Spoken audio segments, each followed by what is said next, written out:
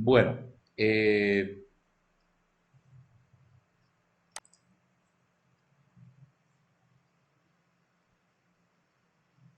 nos faltaba la explicación. Sí, la introducción a la epistemología, que es la unidad uno, el itinerario que mostré ayer brevemente, la unidad uno, saludo inicial, presentación del programa, todo eso ya hubo. Introducción a la unidad uno con la diapositiva. Bueno, el texto de la clase, por cierto,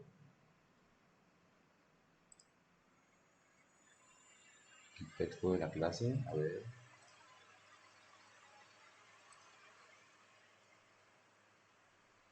que está creo que en formato de Word, descargable, por cierto.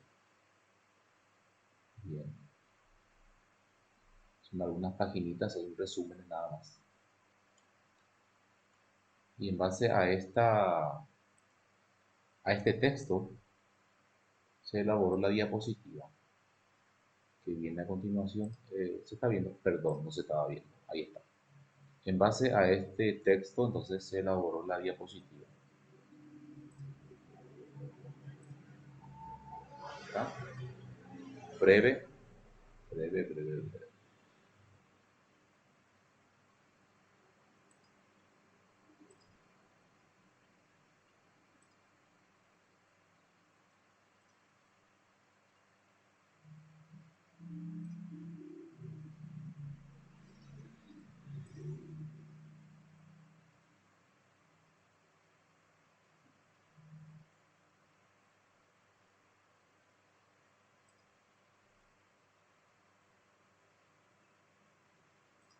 La epistemología. ¿Qué es la epistemología? Antes de entrar al tema, quisiera hacer un pequeño recorrido por la gnoseología.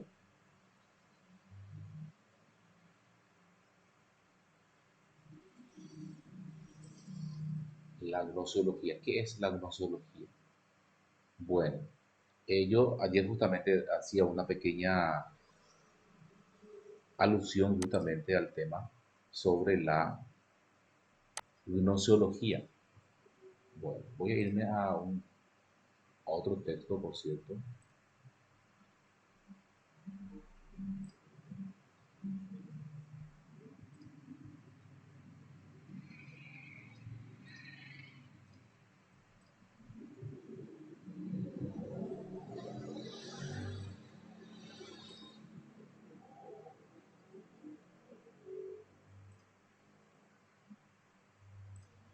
Me parece que todo está lento.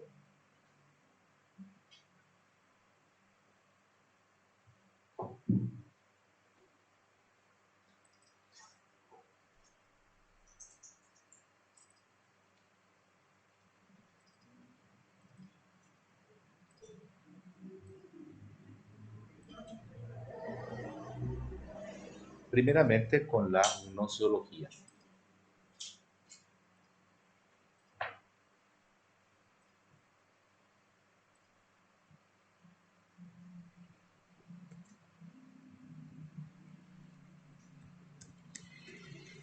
¿Qué es la gnoseología?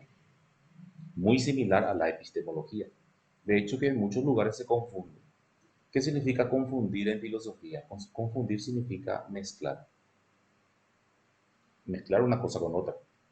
Una cosa que no es la otra, pero se mezcla. Y eso hay que distinguirlo. Distinguir justamente la gnoseología de la antropología. Bien.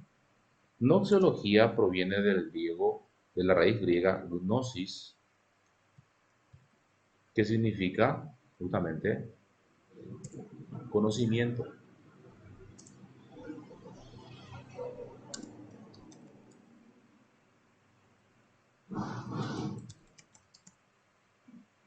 Y logos, que significa estudio. Más o menos estudio del conocimiento, más o menos. Pero que en realidad se traduce en teoría del conocimiento.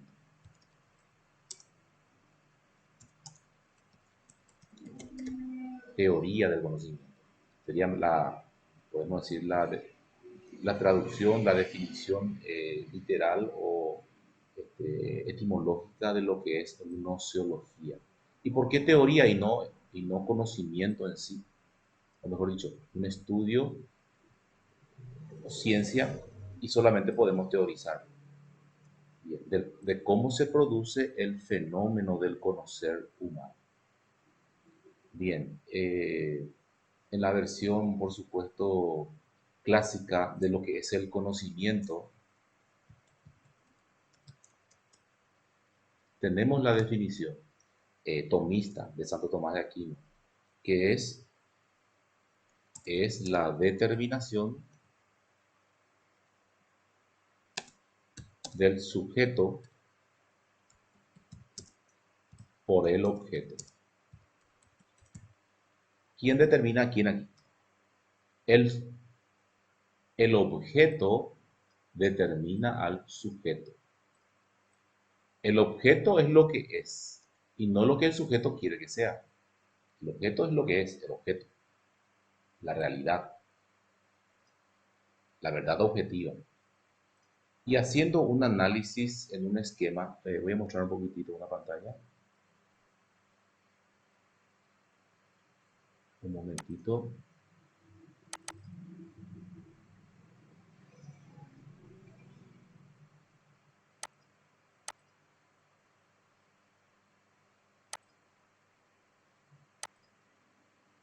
Bueno, un momentito.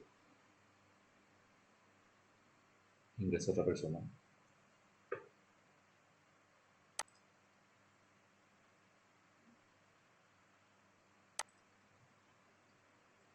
Fernando Duarte. Ok.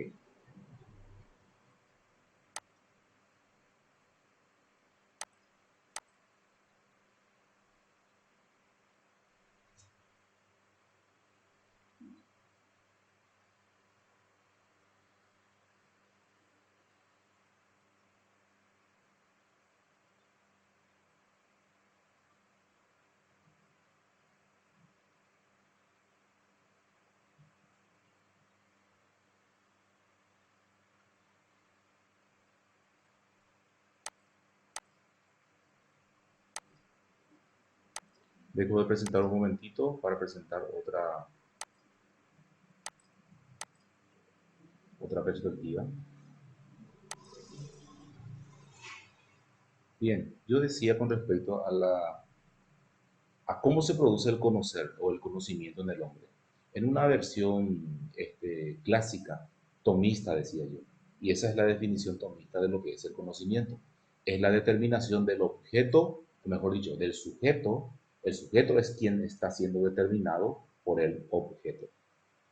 Bien, entonces, para que se produzca el conocimiento necesitamos dos factores fundamentales. Un sujeto cognoscente, un sujeto que quiere conocer.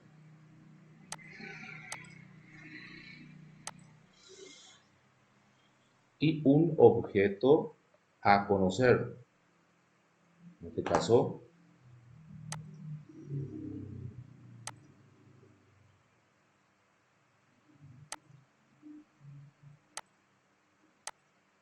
una silla. Y dice Santo Tomás de Aquino, el sujeto es quien quiere conocer. El sujeto se proyecta al sujeto. Mejor dicho, el sujeto se proyecta al objeto, del cual abstrae una idea o imagen.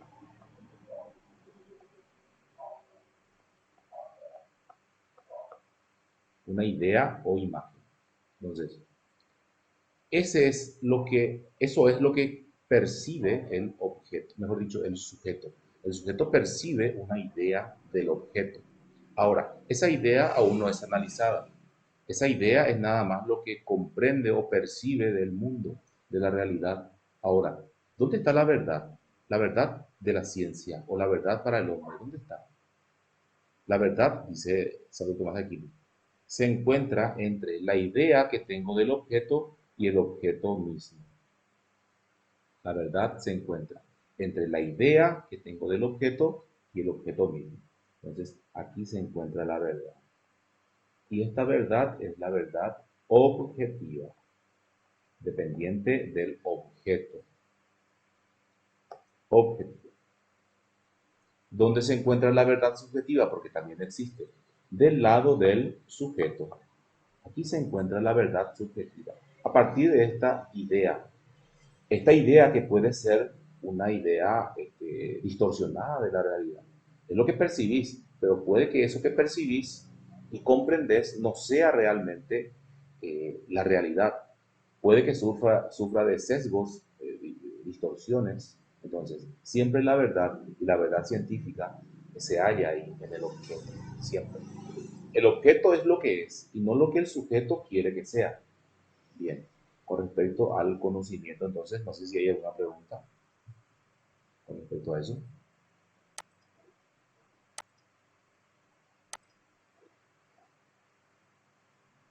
Ok, vuelvo entonces al texto en sí, la gnoseología, entonces, es la teoría del conocimiento. Acá hablamos de cuestiones metafísicas por doquier.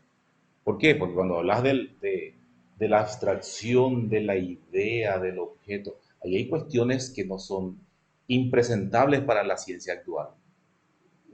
Es una fenomenología aparente, ya que no se puede ver, no se puede percibir a ciencia cierta cómo se produce el conocimiento humano. De ahí que es teoría del conocimiento, teoría del conocimiento. Ahora, cuando yo digo teoría del conocimiento humano, hablo de todo tipo de conocimiento. Conocimiento en general. No hablo del conocimiento específico científico. El conocimiento del bombero, por ejemplo, sí, me contaron, vieron al bombero, o escucharon tal vez, al bombero y toda esa historia, ¿verdad? Y sí, es un conocimiento, pero no es un conocimiento certero, científico, objetivo, pero es un conocimiento.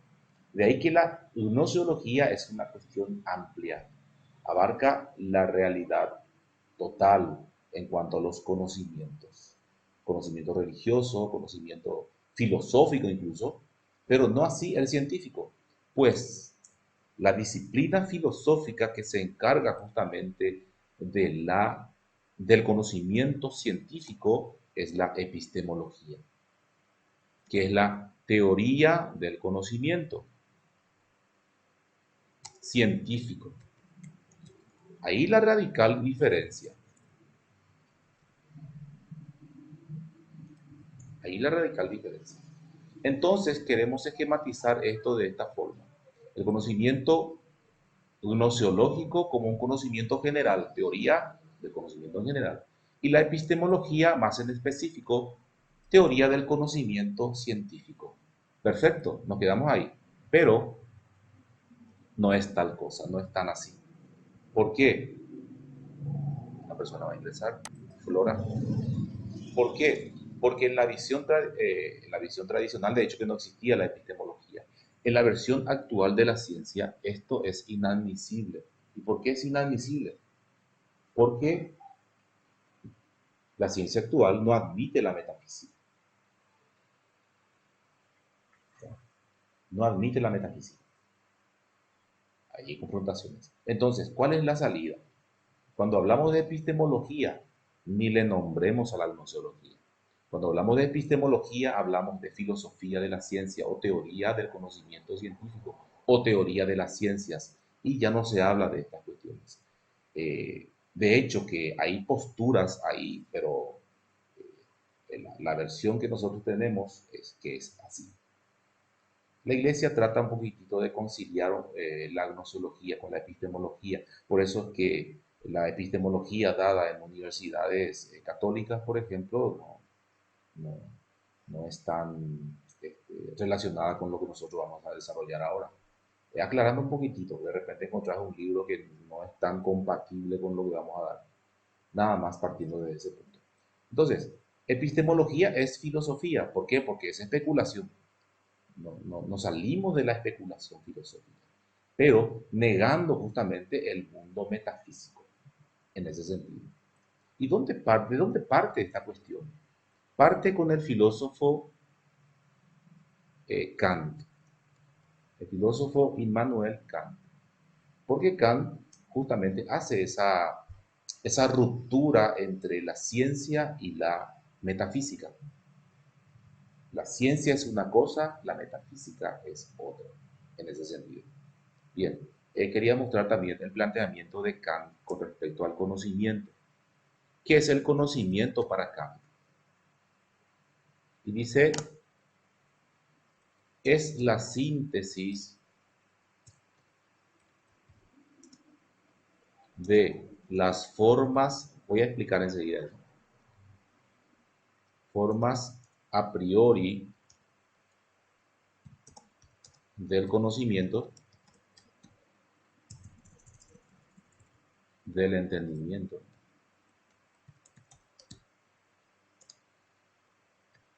y las intuiciones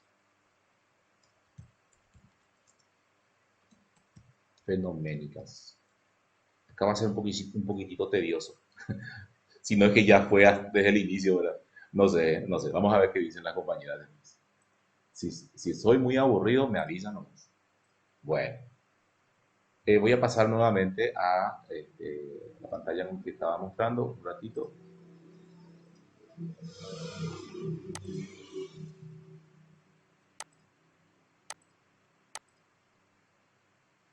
Sí, un momentito.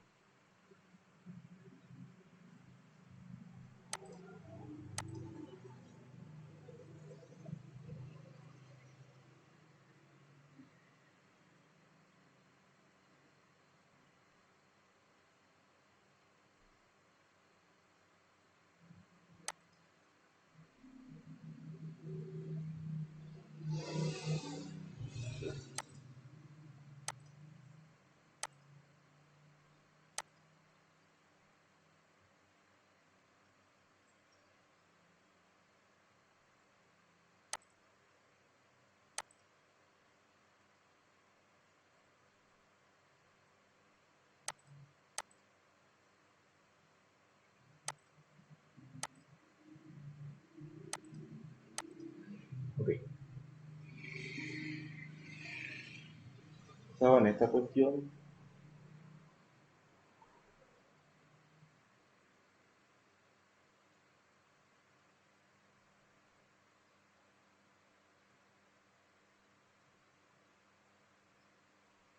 Bien, para la visión kantiana del conocimiento humano, cómo se produce el conocimiento humano, nos interesa también porque ahí vamos a distinguir justamente el camino de la metafísica, justamente.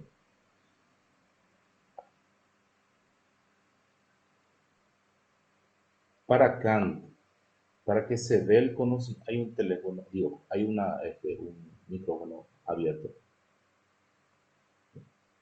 Para que se dé el conocimiento, entonces, Flora, su teléfono, su micrófono. Ok. Bien, para que se dé el conocimiento hace falta dos requisitos, dice Kant, casi al igual que Aristóteles y Santo Tomás de Aquino. Bien, entonces es necesario un sujeto cognoscente también. Bueno, voy a escribir un poquitito más hacia abajo porque ahí quiero hacerle algo sobre su... Ah, mira, se está cayendo, parece. Bueno, está caminando, digamos. Y aquí, este es el sujeto cognoscente. Es lo que aporta el intelecto, diría.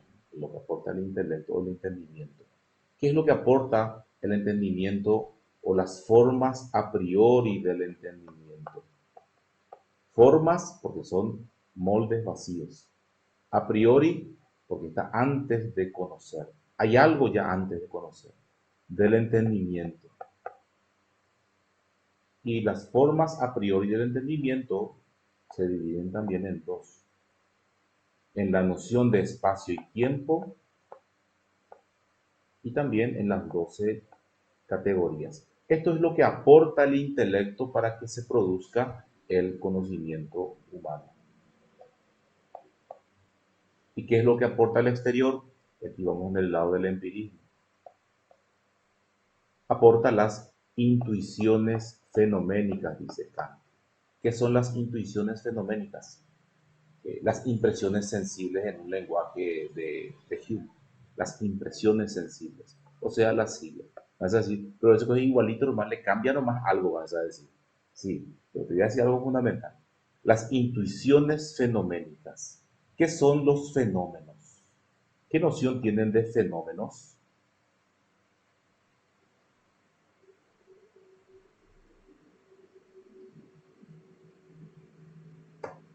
Una pregunta, ¿verdad? ¿Qué noción tenemos de fenómenos?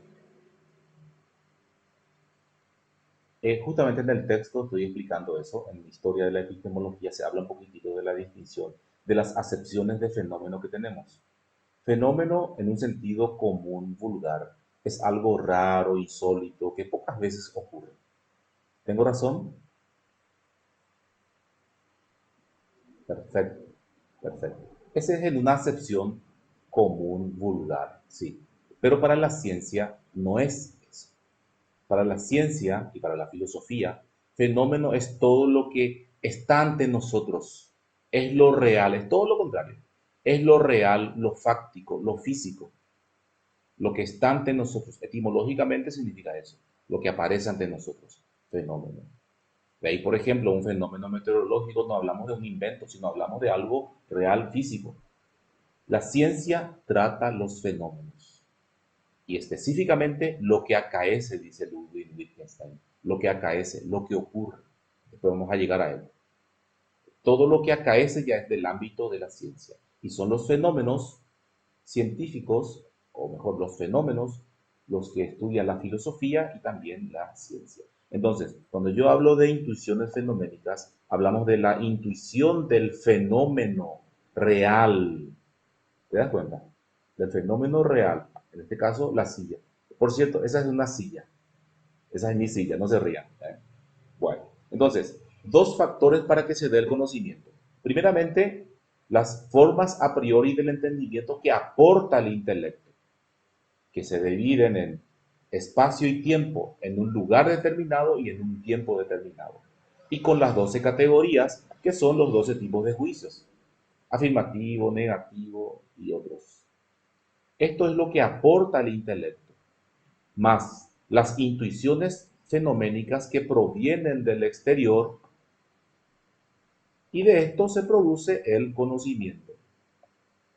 El conocimiento. Por eso decía la definición.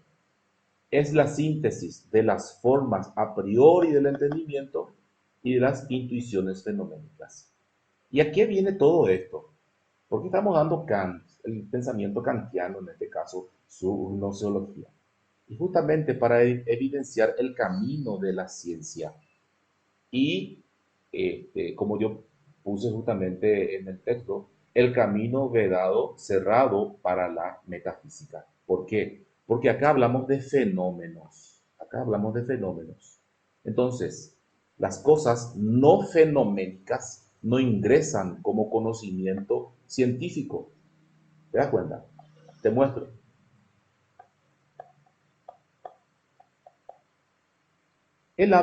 Kant habla de noúmenos. ¿Qué son los noúmenos? Los noúmenos son entidades o seres, podemos decir, seres que no tienen un correlato fáctico, o sea, no son físicos. No sabemos si existen realmente. ¿Por qué? Porque no podemos elaborar un conocimiento de ellos. ¿Y por qué no podemos elaborar un conocimiento de ellos? Porque no son fenómenos o no son fenómenos. Mira, solamente son noúmenos. Porque si fuera fenómeno, ya sería fácil, porque tenemos los dos requisitos. El intelecto humano y también las intuiciones fenoménicas. Pero si no existe luego como fenómeno, entonces no es que no existan, simplemente no pueden ser conocidos. ¿Cuáles serían esos noúmenos? Y bueno, esos noúmenos son, por ejemplo, Dios, la metafísica, ahí está nuestra cuestión. ¿Qué más? Los valores y otras cuestiones. Los números, los símbolos, son abstracciones sin ningún correlato fáltico, ni siquiera ninguna relación de causalidad o de semejanza, más del significado, justamente. Entonces, estas entidades son nouménicas. Kant dice, no es que no existan, puede que existan, nada más no vamos a poder expresarlos en un lenguaje científico, o sea, obtener un conocimiento válido de ellos como ciencia. De ahí surge el término agnosticismo. Y no sé si hay alguna pregunta hasta aquí en mi dibujo de desastre, pero bueno, es lo que hay. Bueno, esto va a quedar, en la grabación seguramente queda. Ojalá que no quede, ¿verdad? Dejo de presentar entonces y vuelvo a mi texto para ver con el término agnosticismo.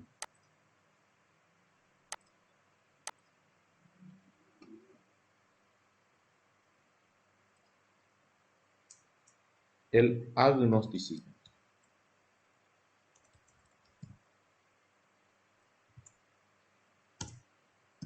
Agnosticismo.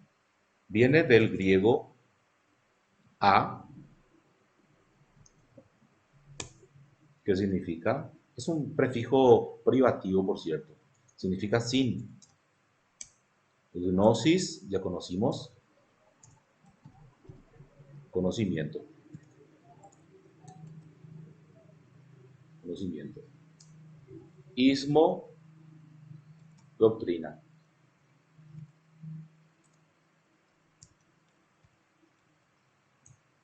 Entonces, ¿qué es agnosticismo? Doctrina que sostiene que hay seres, por decir, que no se pueden conocer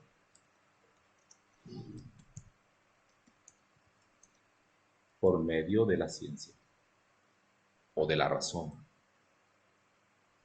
Son del ámbito meramente nouménico. El noumeno. ¿Qué es el noumeno? Dice Kant, es la cosa en sí.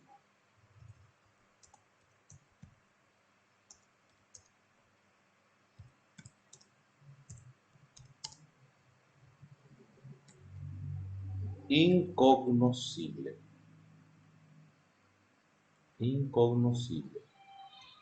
No se puede conocer. Y el fenómeno,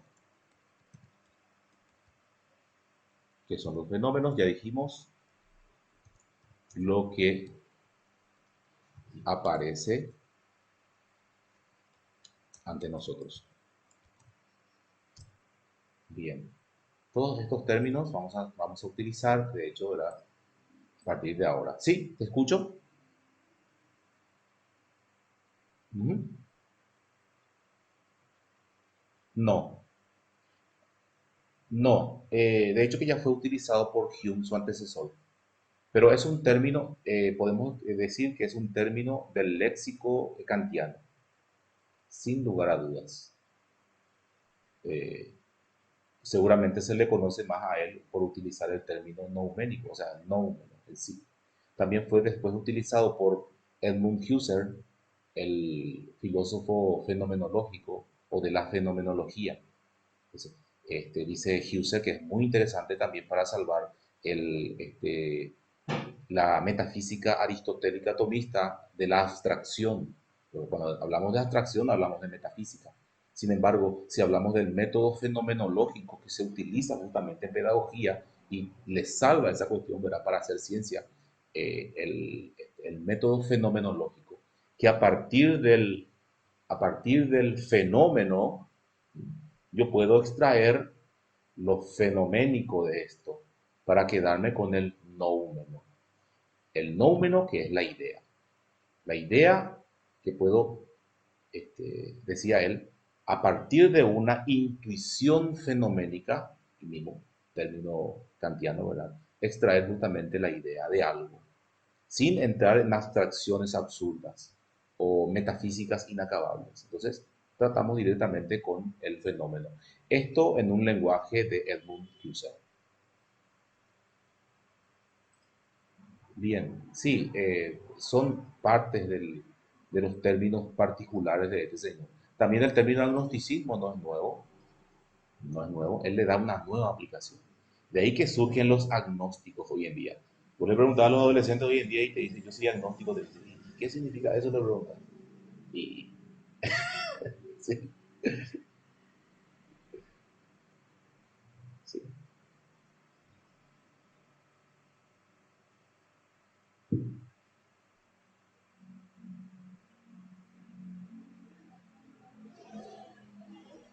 sí.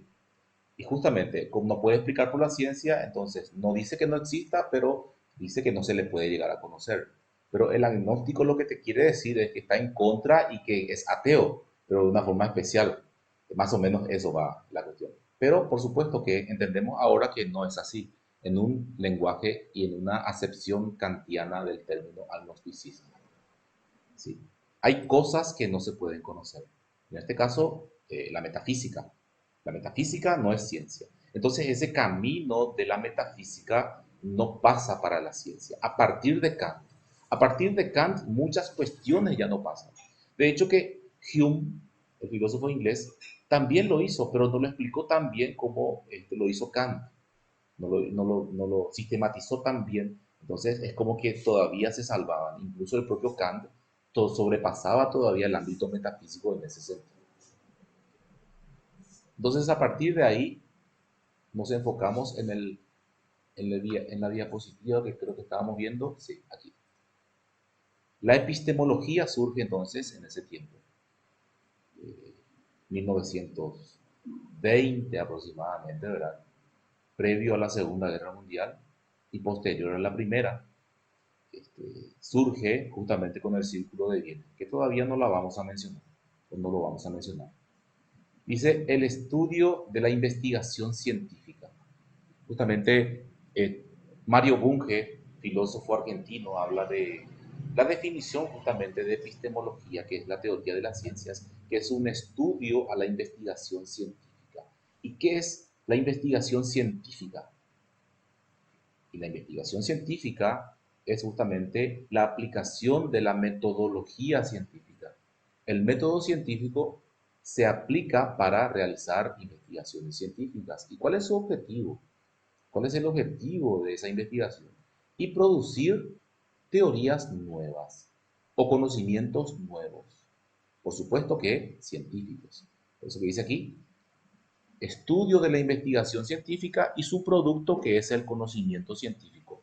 En otras palabras, las teorías científicas. Ahora, ¿para qué se elaboran las teorías científicas?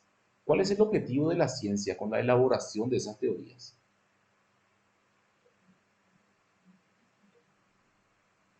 Trata la epistemología sobre la metodología científica y sus teorías, como estaba mencionando.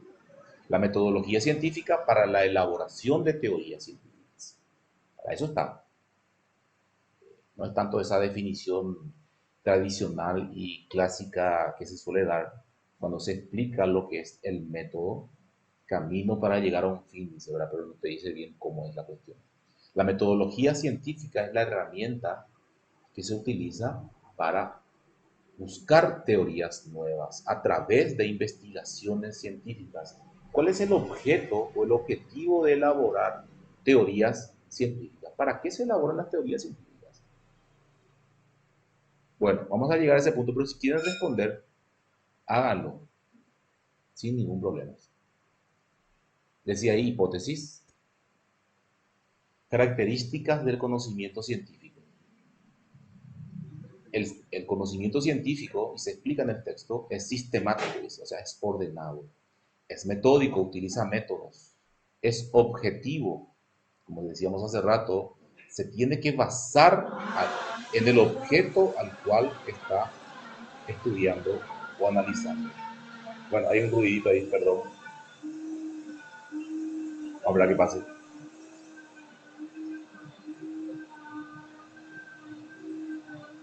Parece que nunca va a terminar. Bueno, menos mal que se está grabando. Es objetivo, o sea, no va a depender de la subjetividad de la persona, del hombre, sino del objeto. Verificable, y este término verificable es un término agregado por el Círculo de Viena, de la verificación.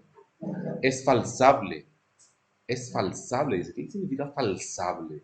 Y ese es un término popperiano. Popper agrega a la ciencia esta característica. Muy interesante que vamos a analizarla después.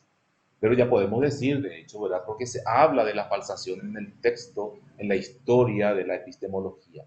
Falsable no quiere decir falso, pero quiere decir que tiende a la falsedad, a la pinta. Entonces, pues, las teorías son falsas. No, tienden a la falsedad. ¿Qué significa eso?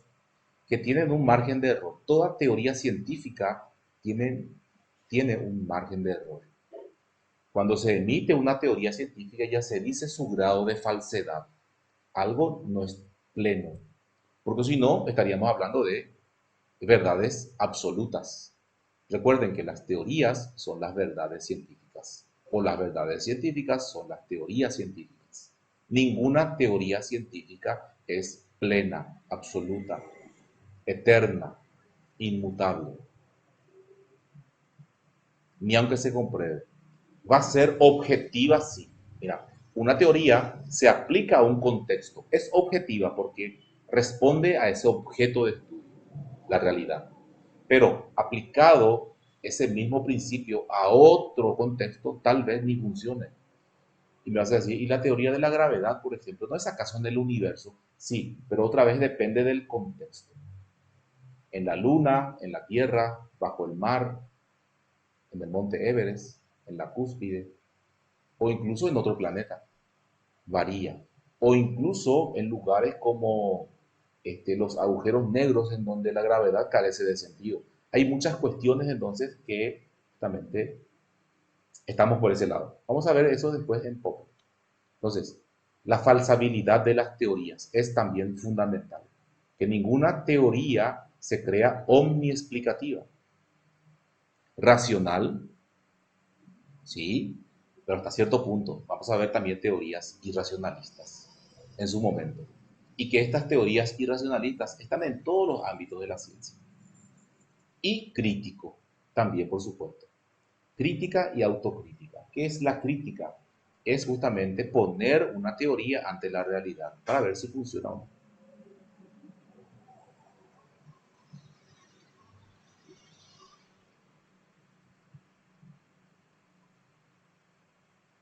Clasificación de los conocimientos en conocimiento vulgar, conocimiento científico, conocimiento filosófico y el conocimiento teológico. Y acá hablamos de conocimiento, como dije hace rato, todos estos son conocimientos. Por cierto, la verdad absoluta, por supuesto que va a estar en el ámbito teológico. Perfecto. Pero no es una verdad científica ni pretende serla. O sea, es una teoría, o mejor, es una creencia religiosa. Y por supuesto que la creencia religiosa va a ser absoluta, sin lugar a dudas, pero es creencia. En el ámbito de la filosofía y las ciencias, entonces no pasamos por ese lado. A pesar de que hay un filósofo que le vamos a conocer más adelante, Paul Feyerabend, que nos dice que, mira, la ciencia, la religión, la filosofía, son ideologías. Y las ideologías están cargadas de emotividad. O sea, nuevamente hablamos de algo subjetivo. Bueno, eso vamos a verlo más adelante. Vamos a ver qué nos dice ese epistemólogo vienes. Lo falsable. Justamente estaba hablando de ello. Y le tenemos ahí a Karl Popper, que también vamos a estudiarlo más adelante.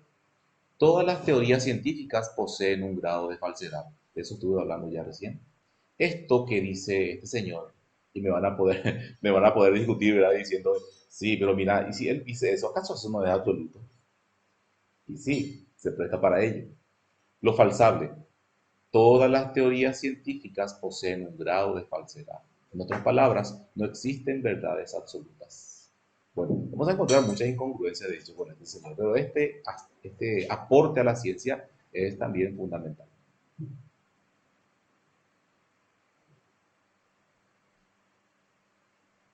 El camino vedado para el noumeno, de lo que mencionaba hace rato.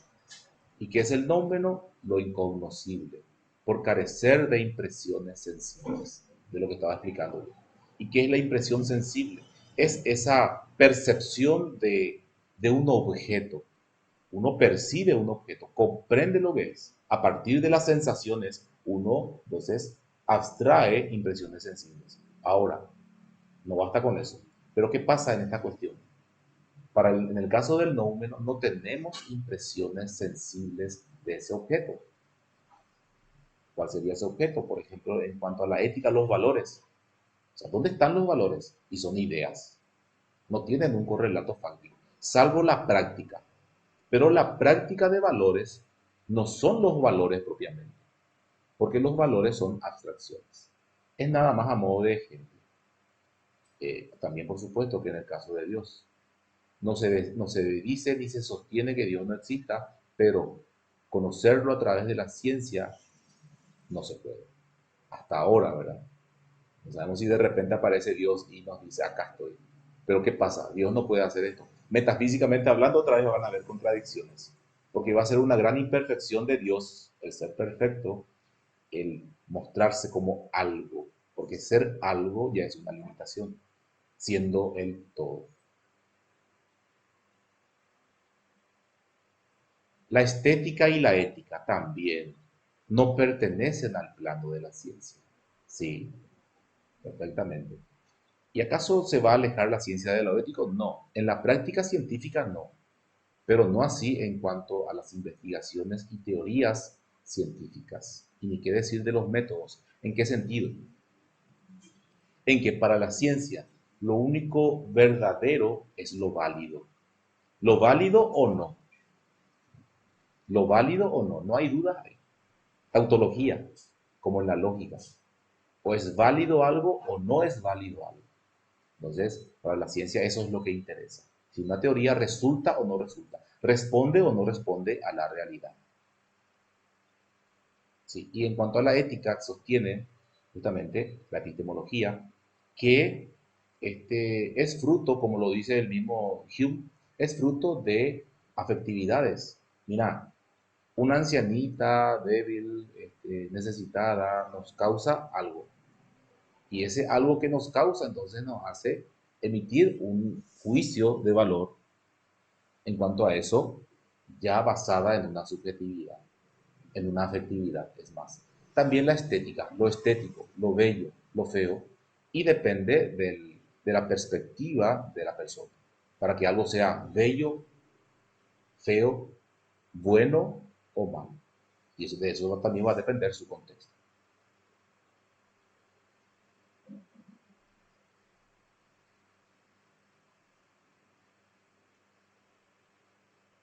La filosofía, ¿qué pasa con la filosofía cuando nace la epistemología? Y bueno, muchos quisieron desterrarla del mundo, de hecho, ¿verdad? Pero aún sigue, aún subsiste la filosofía. Dice, la filosofía es un auxiliar de las ciencias. No es una ciencia más, pero sí es un auxiliar de la ciencia que ayuda justamente a dilucidar estas cuestiones. Porque ¿cuál es el enfoque filosófico de algo? El enfoque filosófico de algo es la pregunta. ¿Se acuerdan de la pregunta filosófica? ¿Qué es algo? La pregunta filosófica es ¿qué es algo? En el caso de la ciencia, ¿qué es la ciencia? Y otras preguntitas más también por ahí, ¿verdad? En el caso del hombre, la antropología filosófica, ¿qué es el hombre? Esa es la pregunta radical. ¿Qué es el hombre? Y en el caso de, no sé, de todo ser, entonces busca justamente comprender lo que es el ser. Entonces, también va a tener en el ámbito del lenguaje un papel fundamental, porque la pregunta va a ser justamente el qué es algo, porque esa no es una pregunta científica. La pregunta científica sería ¿para qué sirve algo? El rol de la ciencia es resolver los problemas prácticos del hombre. Y aquí está lo que yo decía hace rato, la pregunta que hacía y no respondía. ¿Para qué está la ciencia? ¿Para qué existe la ciencia? ¿Cuál es su objetivo? Elaborar teorías, o sea, verdades. Buscar la verdad, la búsqueda incansable de la verdad. Y no. La búsqueda incansable de la verdad es el rol de la filosofía. La filosofía busca desentrañar justamente el ser del ente, que son las cosas. La ciencia lo que busca, dice Larry Laudan, un epistemólogo norteamericano, es justamente resolver los problemas del hombre. Y dice más, en su contexto y situación. En su contexto y situación. Resolver los problemas prácticos del hombre, pragmáticos del hombre, en su contexto y situación. Ejemplo, surge una enfermedad, entonces, ¿qué hace la ciencia? Busca resolver ese problema. ¿A través de qué? De investigaciones científicas, para obtener teorías científicas que respondan a esa realidad. Existe un problema pedagógico, entonces se buscan teorías. Los científicos de la pedagogía buscan resolver los problemas a partir de las teorías que van elaborando, a partir de ese problema. Por eso que las investigaciones siempre inician con una pregunta de investigación. ¿Qué es lo que quiero resolver en ese contexto? Si no hay problemas, entonces carece de sentido. Tampoco vamos a buscar el ser del ente tipo filosófico, no. Resolver los problemas prácticos del hombre. Bien, ustedes me pueden interrumpir sin ningún problema, no es interrumpir. A ver, intervenir sería, no es interrumpir. Intervenir para las preguntas, sin ningún problema. Dale, no, no interrumpir, ¿verdad? No, no, no. Está bien. Dice después la racionalidad. La racionalidad científica es relativa y puede ser superada por otra más racional. Yo puse de esta forma medio jugando un poquitito con lo racional. ¿Acaso todo es racional? También hay cuestiones irracionales. Les cuento que cuando una teoría funciona en una realidad, es racional. Demasiado racional es esa teoría. Perfecto. Pero cuando ya no funcione, recuerden que Popper decía, ya estaba hablando de la falsación, cuando una teoría ya no responde a una realidad, entonces ya es falsa, se deja de lado y al dejarla de lado se vuelve irracional, ya no es racional para ese contexto. Tal vez sirva para otros contextos. Popper dice que ya no sirve para nada. Y en Relacato dirá que todavía podemos recuperarla, pero justamente en ese contexto ya no va a responder, por lo tanto ya es irracional esa teoría. No tenemos que irnos a una medicina alternativa para poder hablar de la irracionalidad, en donde un médico naturalista qué sé yo nunca me fui, por suerte, ¿verdad? Te mira la orina, así te mira y te dice, mira, vos tenés tal cosa, te dice. Y te da la medicina y te va y te cura, ¿entendés? Bueno, por lo general no cura, pero tenés que creer otra vez en eso. Si no crees, bueno, no te va a curar. No sé cuál es la magia. Pero también en algunas ocasiones resultan esas teorías irracionalistas. Más adelante vamos a analizarlas. Por de pronto las desechamos y decimos que lo irracional serían las teorías que ya pasaron de estar en vigencia con un contexto determinado. Por cierto, las teorías pedagógicas que se aplican en nuestro contexto no responden a nuestra realidad. Resultado, nuestra realidad pedagógica, lastimosamente.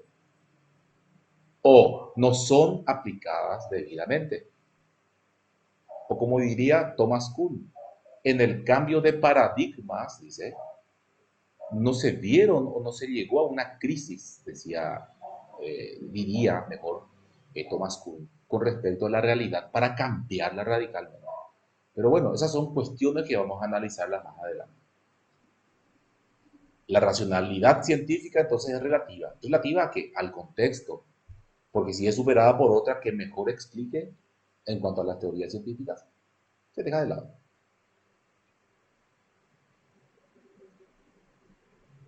La racionalidad científica es relativa, es la misma cosa. Yo con todo iba a leer, perdón. El historicismo. Este es un término muy filosófico, pero que también se lo llevó al ámbito de las ciencias. Y de hecho que con una precisión, pues, es criticable de hecho, ¿verdad? Que fue llevada por el filósofo, por el epistemólogo Thomas Kuhn, justamente, epistemólogo norteamericano. ¿Qué es, qué es el historicismo? Les cuento que todo esto que estábamos viendo vamos a desarrollarlo más detenidamente. Yo estoy nada más haciendo un pantallazo general de todo. El historicismo es la tendencia filosófica a pensar que la historia está dividida en etapas y que estas, si hay procesos, muy bien, y que estos procesos o etapas son ineludibles. O sea que necesariamente pasamos por esas etapas. Pero la cuestión es esta, que ya nunca volvemos o volveremos a pasarlas nunca. Uno de los filósofos historicistas vitalistas, de hecho, español, José Ortega y Gasset, sostiene sobre el historicismo. Los vitalistas son historicistas, de hecho. Sostiene Ortega y Gasset. Dice, el primer hombre que surgió en la Tierra una vez, y el hombre actual. Hay un cambio radical. El hombre ya no puede volver a ser lo que fue antes. Ya nunca más va a volver a vivir como antes. Es lo que se supone, ¿verdad? Entonces, ¿por qué? Porque hasta la información genética que llevamos ya ha cambiado radicalmente. O sea, son etapas que ya no pueden retroceder. ¿Quién aplica esto a la epistemología? Thomas Kuhn sostiene que los paradigmas, dice él, los paradigmas superados por nuevos paradigmas. Ahora, ¿por qué queremos cambiar de paradigmas? Cuando un paradigma, después vamos a explicar qué significa el paradigma también en su momento, por hoy podemos decir una teoría científica que ya no funciona, se debe desechar, pero no tan rápidamente. Primero hay que buscar un nuevo paradigma.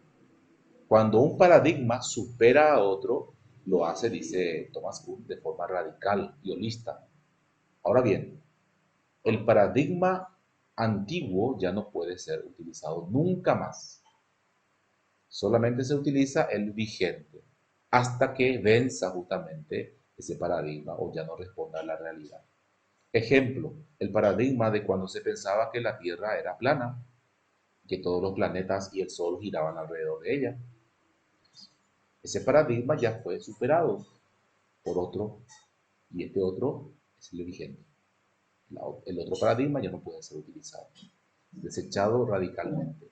Y dice, son inconmensurables, dice Thomas Kuhn, un paradigma desde otro. Lo mismo pasa en la educación con respecto a los paradigmas actuales y los antiguos. Muchos viven todavía en el paradigma antiguo, no cambiaron totalmente. Bueno, y muchos ya no vamos a cambiar. Por suerte, ¿verdad? No, no, ¿cómo así? Hay que cambiar. Ahí termina la diapositiva, por cierto. No sé si hay preguntas.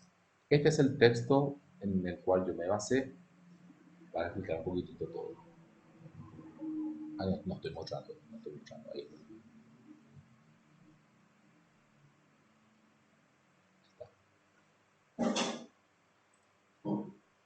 También está ahí. El trabajo en sí, que justamente era la compañera Gloria la que estaba preguntando por el trabajo cuando se hacía. Bueno, dice sencillito el tema.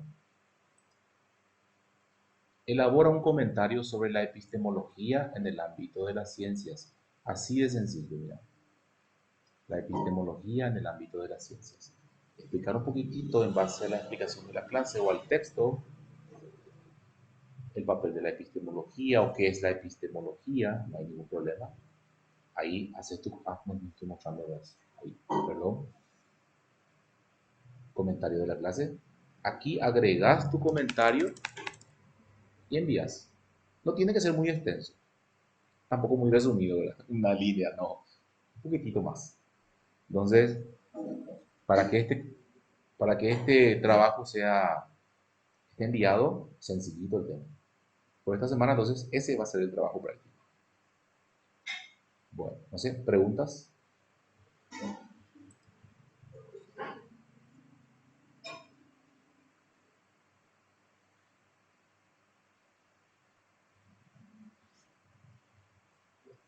Bueno, profe, aquí estoy viendo ahora. Sí,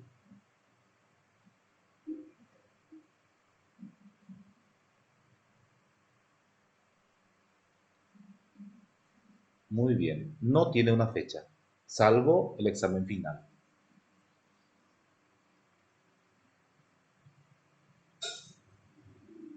Sí, lo ideal, por supuesto, ¿verdad? Para ustedes y para mí también, ¿verdad? Sí, por supuesto. Sí, ¿sabe por qué hago esto? Porque muchos no tienen tiempo. De hecho, que hoy los docentes van a tener unas vacaciones, ¿verdad? Pueden aprovechar. Pero por lo general no hay tiempo para hacer. Entonces no puedo.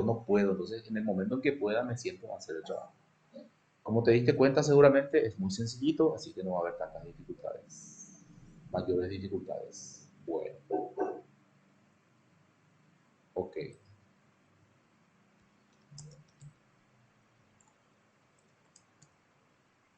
Otra preguntita por ahí.